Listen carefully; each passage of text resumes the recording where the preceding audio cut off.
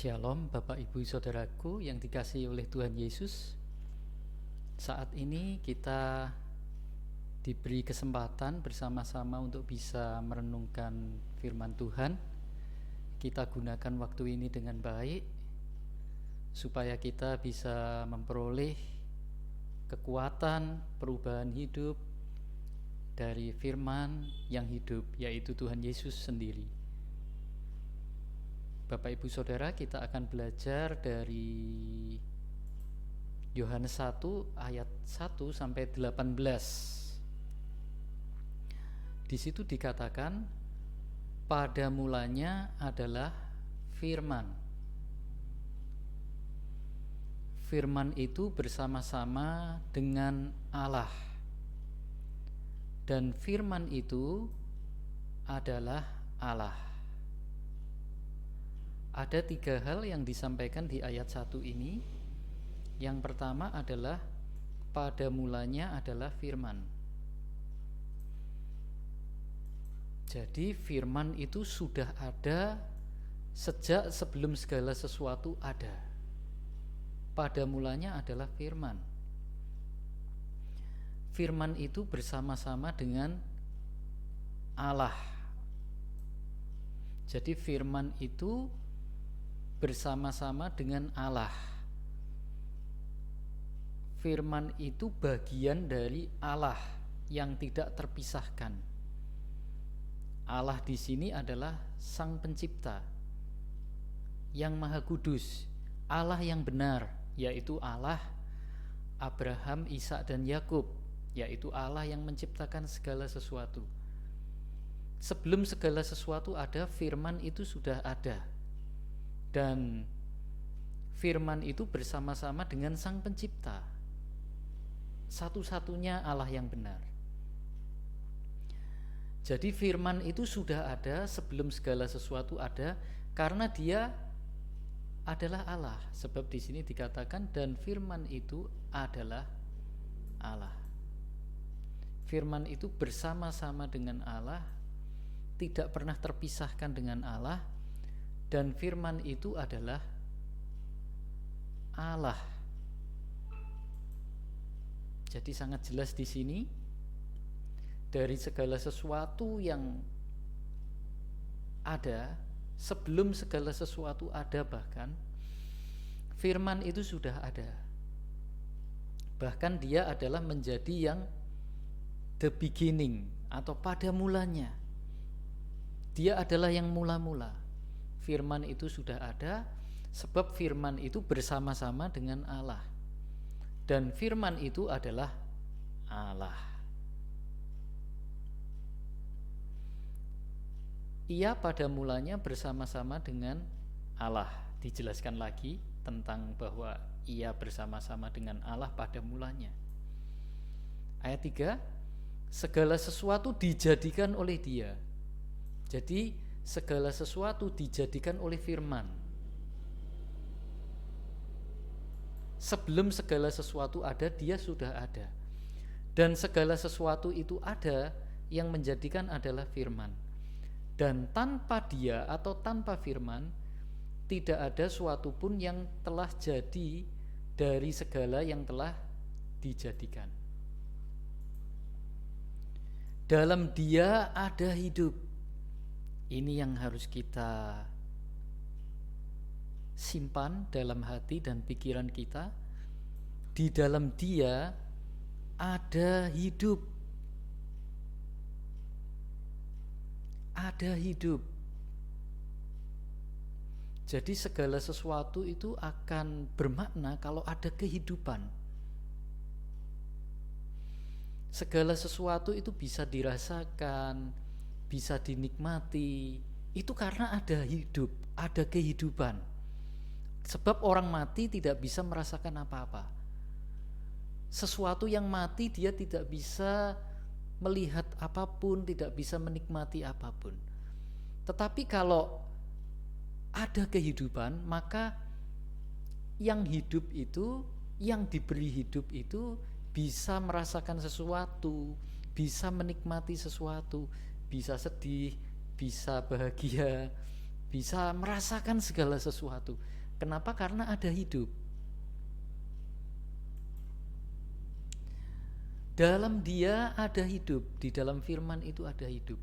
Dan hidup itu adalah terang manusia. Jadi hidup itu adalah terang manusia. Ini adalah hidup yang sejati yang diberikan oleh firman itu.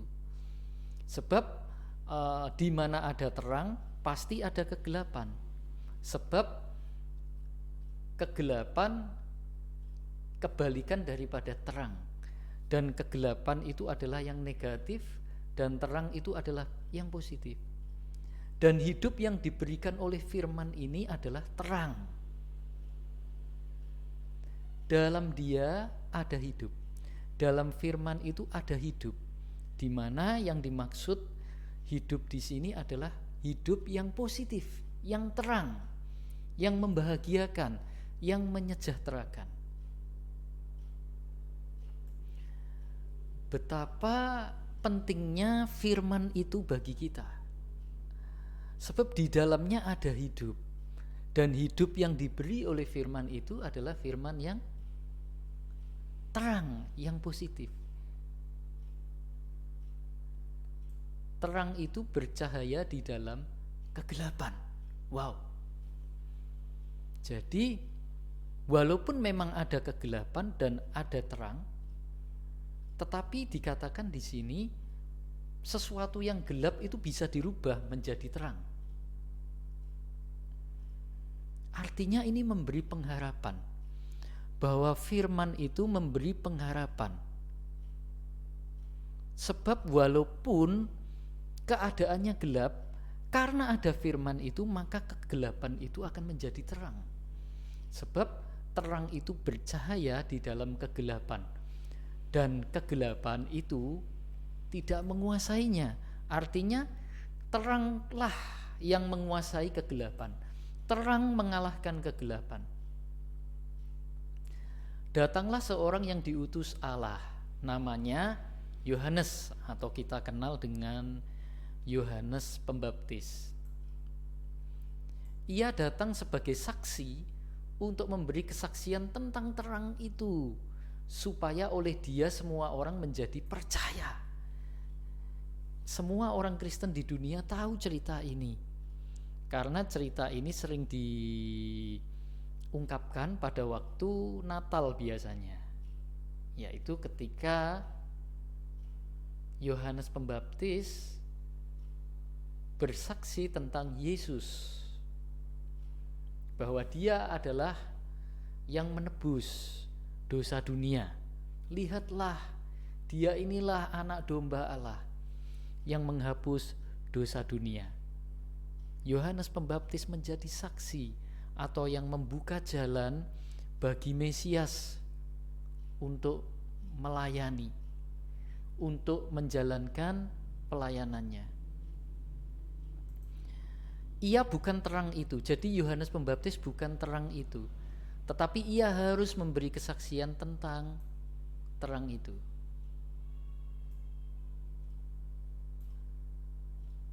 Terang yang sesungguhnya, wow, terang yang sesungguhnya,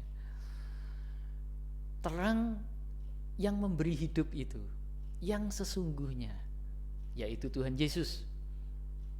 Karena sudah disaksikan oleh Yohanes Pembaptis, yang menerangi setiap orang sedang datang ke dalam dunia. Ini ada kata-kata yang menarik, Bapak Ibu Saudaraku. Terang yang sesungguhnya yang menerangi setiap orang bukan hanya dikatakan sudah datang, tapi sedang datang. Artinya walaupun sudah datang, tapi sekarang juga datang, sedang datang ke dalam dunia, ke tempat kita, karena kita masih tinggal di dalam dunia. Terang yang sesungguhnya yang menerangi setiap orang. Apakah saudara orang? Saya orang. Apakah Bapak Ibu juga orang? Kabar baiknya kalau Bapak Ibu adalah orang juga seperti saya, terang yang sesungguhnya itu, yaitu firman itu, sedang datang ke dalam dunia. Termasuk kepada Bapak Ibu, juga termasuk kepada saya. Dia sedang datang. Ia telah ada di dalam dunia, dan dunia dijadikan olehnya. Jadi jelas, siapakah yang menjadikan dunia ini dan segala isinya? Firman. Tetapi dunia tidak mengenalnya. Karena itu masih ada yang menolaknya. Tetapi saya mengajak Bapak Ibu Saudara semuanya pada hari ini kabar gembira. Terang itu sedang datang. Terimalah dia. Sebab dialah yang menjadikan segala sesuatu yang ada, dan dia sudah ada sejak pada mulanya, dan dia adalah terang yang sesungguhnya. Dan di dalam terang, yaitu dia memberi hidup kepada kita. Ia datang kepada milik kepunyaannya, tetapi orang-orang kepunyaannya itu tidak menerimanya. Orang-orang ini sebetulnya diciptakan oleh dia, oleh firman ini, tetapi tidak menerimanya. Karena itu, marilah kita menerimanya. Tetapi semua orang yang menerimanya, biarlah Bapak, Ibu, dan saya yang mendengar firman ini mengambil keputusan untuk menerimanya. Sebab di sini ada janji. Tetapi semua orang yang menerimanya diberinya kuasa supaya menjadi anak-anak Allah, yaitu mereka yang percaya dalam namanya. Jadi siapa yang percaya kepada firman itu akhirnya menerima dia. Dan kalau kita menerima dia, kita diberi kuasa supaya menjadi anak-anak Allah. Ada langkah-langkah yang harus kita lakukan, yaitu menerimanya. Percaya lalu menerimanya. Maka kita diberi kuasa supaya menjadi anak-anak Allah.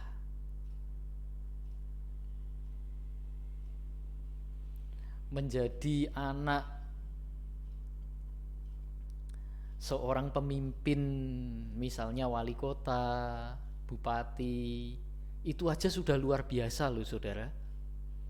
Apalagi menjadi anak Allah yang menciptakan segala sesuatu. Ini janji yang luar biasa.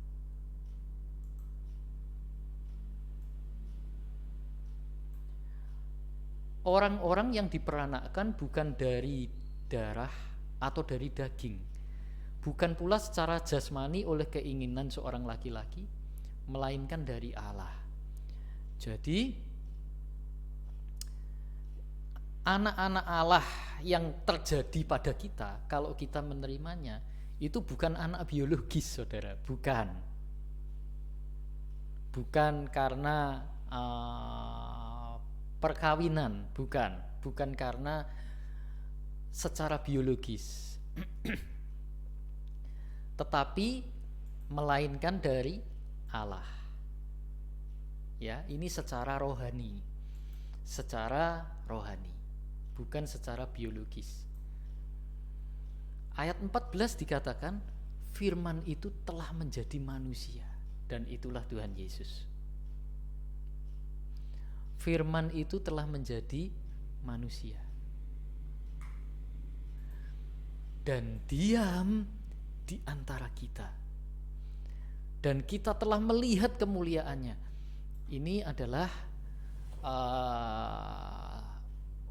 pernyataan dari Yohanes murid Yesus, ya, bukan Yohanes Pembaptis. Memang tadi ada kesaksian dari Yohanes Pembaptis, dan yang menulis Injil Yohanes ini adalah Yohanes murid Yesus. Pernyataan dari Yohanes murid Yesus mengatakan bahwa firman itu telah menjadi manusia, yaitu dalam diri Yesus Kristus, dan diam di antara kita. Sampai saat ini dia diam karena dia Allah Immanuel. Namanya disebut Immanuel ya. Allah beserta kita, Elohim beserta kita. Dan kita telah melihat kemuliaannya karena Yohanes memang telah menyaksikan kemuliaannya. Dia melihat secara manusia karena dia menjadi salah satu murid Tuhan Yesus, tapi dia juga mendapatkan kemuliaan. Dia melihat kemuliaannya waktu dia ada di Pulau Patmos, mendapatkan penglihatan tentang Yesus Kristus. Dan dia bertemu dengan Tuhan Yesus dalam kemuliaannya. Kalau kita membaca kitab Wahyu yang ditulis oleh Yohanes juga, Yohanes murid Yesus. Firman itu telah menjadi manusia dan diam di antara kita. Dan kita telah melihat kemuliaannya, yaitu kemuliaan yang diberikan kepadanya sebagai anak tunggal Bapa, penuh kasih karunia dan kebenaran. Jadi ada dua hal yang bisa kita terima dari pribadi Tuhan Yesus. Yang pertama adalah penuh kasih karunia. Yang kedua adalah penuh dengan kebenaran. Jadi kasih karunia itu satu paket dengan kebenaran. Maka kita kalau menerima kasih karunia-Nya, maka kita pun akan hidup dalam kebenaran. Kalau dia penuh dengan kasih karunia dan kebenaran, maka kalau kita menerimanya, kita pun akan dipenuhi dengan kasih karunia. Kita diterima apa adanya, kita diberi kekuatan, kita diberi kuasa, dan kita dibawa untuk hidup dalam kebenaran. Yohanes memberi kesaksian tentang dia. Yang dimaksud ini Yohanes Pembaptis ya. Yohanes Pembaptis memberi kesaksian tentang dia dan berseru katanya, inilah dia yang kumaksudkan ketika aku berkata, kemudian daripadaku akan datang dia yang telah mendahului aku, sebab dia telah ada sebelum aku. Karena dari kepenuhannya kita semua telah menerima kasih karunia demi kasih karunia. Dan kalau kita menerima kasih karunia-Nya demi kasih karunia-Nya, kita juga menerima kebenaran demi kebenaran. Dan akhirnya kita hidup dalam kebenaran. Sebab hukum Taurat diberikan oleh Musa, tetapi kasih karunia dan kebenaran datang oleh Yesus Kristus. Dan Yesus Kristus datang untuk menggenapi Taurat Musa itu, untuk menyempurnakan, ya, untuk menyempurnakan. Taurat itu akhirnya ditulis dalam hati kita, tapi dalam bentuk yang sempurna, yaitu kesucian hati yang sempurna. Bukan hanya peraturan tertulis yang di luar hati kita, tetapi peraturan yang ada tertulis dalam hati kita, sehingga hati kita dipenuhi dengan kebenaran. Akhirnya hati kita ini bersih, suci. Itulah kasih karunia yang bisa kita terima. Itulah kebenaran yang bisa kita terima. Kita tidak hanya hidup berdasarkan peraturan, tidak, tetapi kita hidup di dalam kebenaran. Bahkan kebenaran itu datang dari dalam roh kita, dari dalam jiwa kita, sehingga kebenaran itu bukan sesuatu yang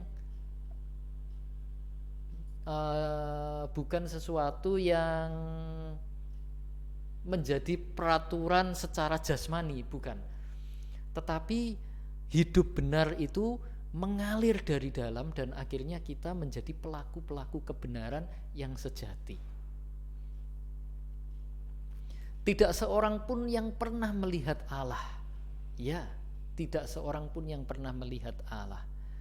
Tetapi anak tunggal Allah yang ada di pangkuan Bapa, dialah yang menyatakannya, ya, Ini ada kata-kata yang kurang ini.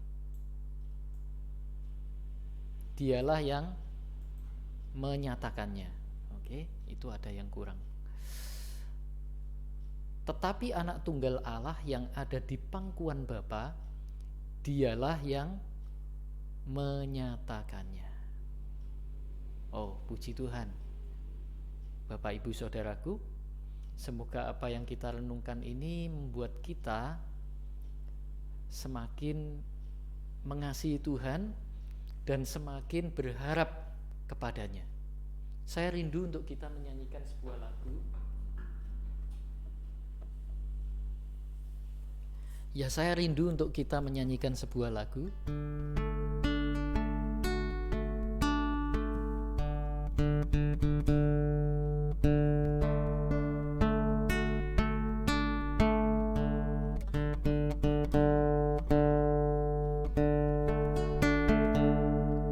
Firman jadi manusia,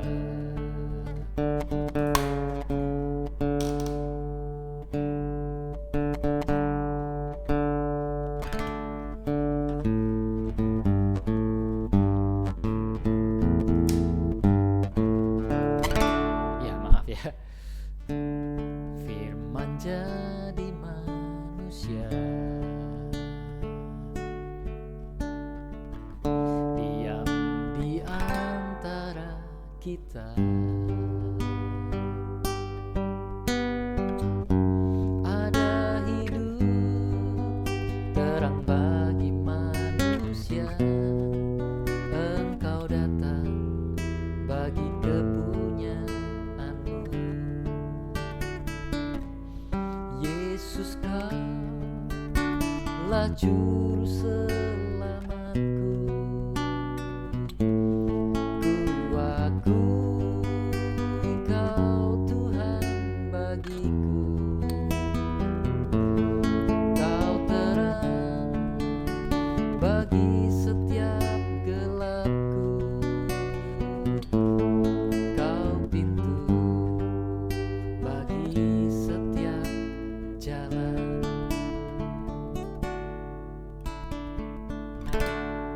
Bapak Ibu Saudaraku, Dia itu terang, Dia itu pintu, Dia itu kebenaran, Dia segala-galanya. Firman yang telah menjadi manusia itu memberi pengharapan kepada kita. Mari kita semakin mendekat kepadanya. Mari kita berdoa. Bapa, terima kasih untuk firman-Mu. Kami percaya bahwa firman-Mu itu hidup. Firman-Mu itu menerangi hati kami. Biarlah kami semakin hidup dalam firman-Mu, maka kami akan diubahkan. Kami akan semakin memiliki terang itu. Terang itu semakin bercahaya di dalam hati kami. Terima kasih Bapa, dalam nama Tuhan Yesus. Biarlah kasih-Mu yang nyata, damai-Mu yang nyata memenuhi setiap kami yang mendengarkan renungan firman ini. Dalam nama Tuhan Yesus kami berdoa. Amin. Ya, Bapak Ibu Saudaraku, kita bisa berjumpa lagi dalam renungan firman yang lain. Firman itu selalu memberikan pengharapan bagi kita. Amin. Tuhan Yesus memberkati.